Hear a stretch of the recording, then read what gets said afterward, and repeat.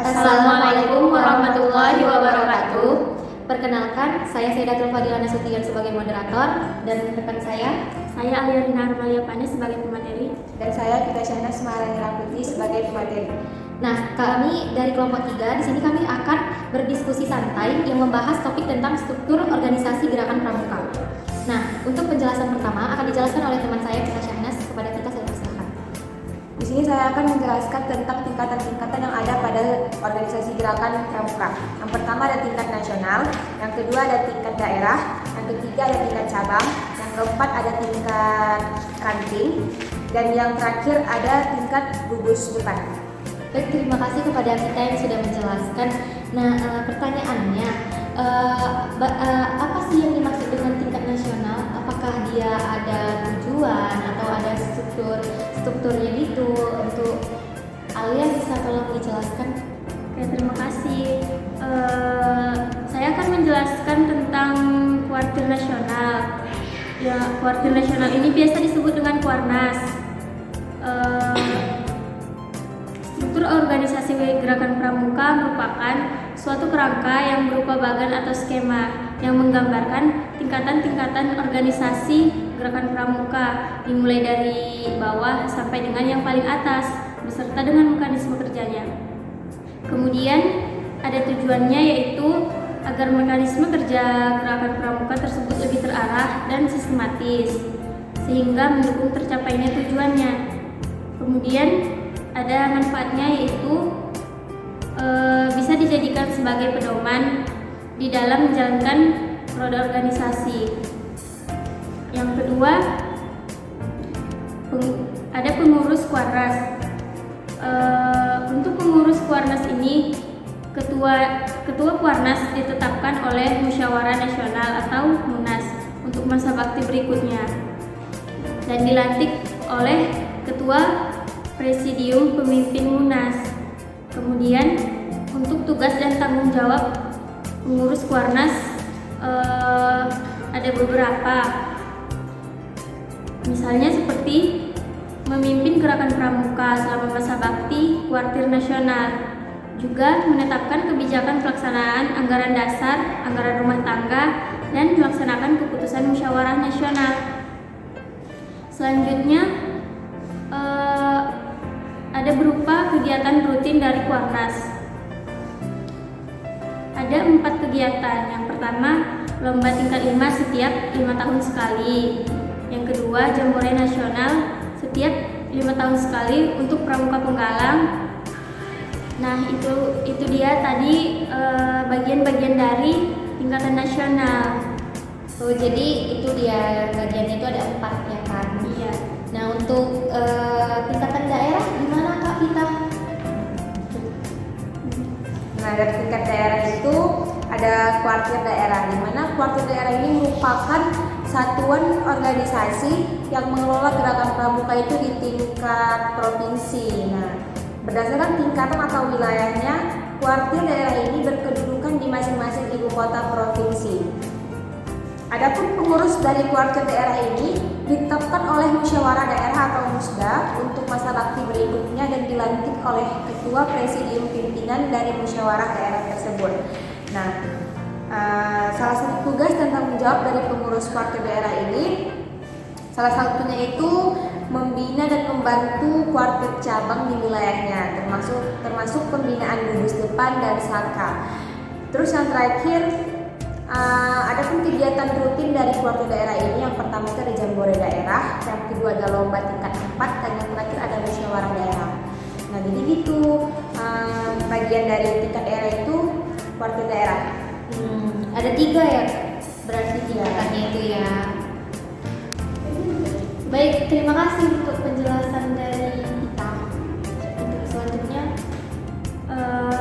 Untuk Sayyidatul, kalau tingkatan cabang itu seperti apa ya?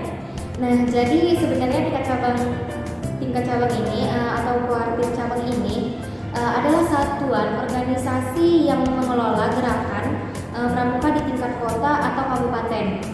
Nah, itu dia ada 1 pengurus kuartir atau cabang kuarcap. Nah, 1 itu ketua kuarcap yang ditetapkan oleh musyawarah cabang atau mucap untuk masa bakti berikutnya dan dilantik oleh Ketua Presidium Pimpinan Mucap. Nah, yang kedua, pengurus Kuarcap dibentuk oleh Mucap melalui tim formatur yang dituangkan dengan keputusan tim formatur Mucap. Nah, selanjutnya itu ada tugas dan tanggung jawab pengurus Kuarcap, yang dimana yang pertama memimpin gerakan pramuka di cabangnya selama masa bakti Kuartir cabang. Yang kedua, melaksanakan anggaran dasar dan anggaran rumah tangga gerakan pramuka, melaksanakan keputusan musyawarah nasional, musyawarah daerah, kuartir daerah, dan keputusan musyawarah cabang dan keputusan kuartir cabang. Nah, yang ketiga itu ada kegiatan rutin Kuarcap, yang dimana kegiatannya itu ada 3. Yang pertama jambore cabang, kedua lomba tingkat 3, yang ketiga musyawarah cabang. Baik, selanjutnya bisa dijelaskan oleh Ali tuh bagaimana sih tingkatan ranting?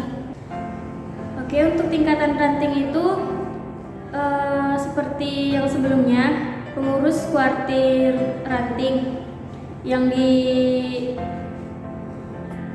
ditetapkan oleh musyawarah ranting untuk masa bakti berikutnya dan dilantik oleh Ketua Presidium Pimpinan Musran. Adapun beberapa tugas dan tanggung jawab pengurus dari kuartir ranting yaitu melaksanakan ketetapan kuartir cabang dalam pelaksanaan anggaran dasar, anggaran rumah tangga, keputusan musyawarah nasional, keputusan kuartir nasional, keputusan musyawarah daerah, dan keputusan musyawarah ranting. Selanjutnya ada 3 kegiatan rutin kuartir ranting. Yang pertama jambore ranting, yang kedua lomba tingkat 2, dan yang ketiga musyawarah ranting. Nah, itu dia untuk kuartir ranting. Nah, untuk masalah gugus depan atau gudeg itu gimana sih maksudnya? Kita bisa tolong dijelaskan?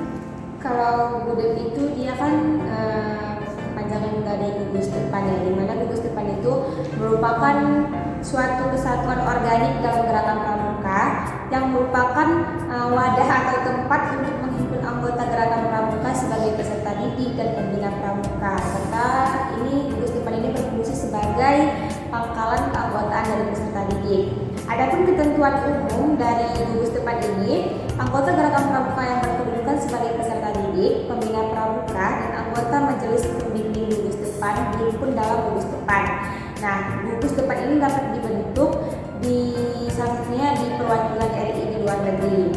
Sebagaimana yang dimaksudkan dalam sistem satuan terpisah, anggota putra dan putri dihimpun dalam gudeg yang terpisah, masing-masing gudeg berdiri sendiri. Jadi gugus depan dari anggota putra dan putri itu beda. Terus gugus depan ini terdiri menjadi 3, gugus depan lengkap, tidak lengkap, dan luar biasa.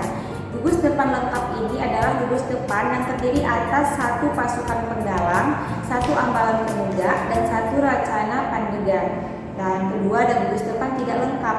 Gugus depan tidak lengkap ini dimungkinkan akan mempunyai 2-5 satuan untuk setiap golongan dari peserta didik, seperti mempunyai lebih dari 1 pasukan penggalang. Yang terakhir ada gudeg luar biasa, di mana gugus depan luar biasa ini adalah gugus depan yang dibentuk untuk anggota gerakan pramuka yang menyandang cacat jasmani atau mental.